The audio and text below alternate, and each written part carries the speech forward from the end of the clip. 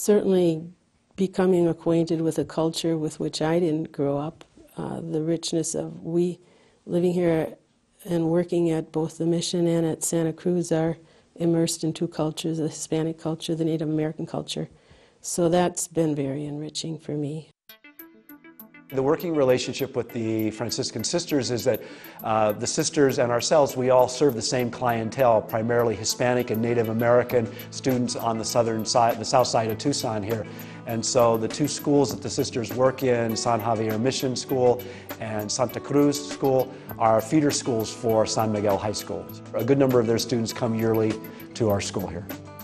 Many of our parents are non-English speaking. They themselves were born in Mexico and are immigrants. And so many of our students are really the first generation to be born here in the United States and will be the first generation, hopefully, that will go to college.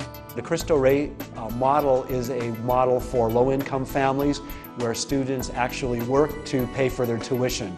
So all of our students work 1 day a week, 5 days a month, and pay 70% of their tuition costs. So on a work day, kids will be here at 7:15, they go to a morning assembly, and by 7:30 they're boarding the vans. We have about 9 different routes that go throughout the city to deliver to them their workplace.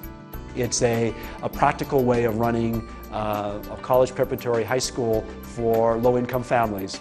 We partner with businesses, with the University of Arizona, with Carondelet, and they give our students full-time jobs. This is not charity at all. Students, when they don't perform, are fired, and they have to go through a retraining. So we have a whole program of training, how to students to work in the workplace. And so the Cristo Rey model is to bring quality Catholic college preparatory education to low-income families. In conversations I've had with the sisters and observing the kind of work they do, their work is complementary to ours. They're mostly involved in the elementary level, and middle school level, and we're in the high school level. So vision-wise, we're very similar. We're looking to promote the best for our students, give students who generally don't have the chance to a quality Catholic education, and for ourselves, the college preparatory education. What they do, what we do really works together in benefit of the young people on the south side of Tucson. Because these women are using their gifts and talents in generous and profound ways.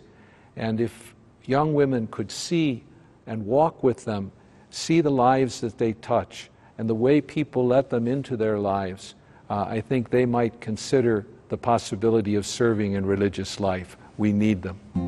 And I think the Franciscan perspective, which is really grounded in the cross, does focus on, life is not going to be easy. But there's also a very strong theology of God saw that it was good. The whole incarnational part of our Franciscanism, that creation is good.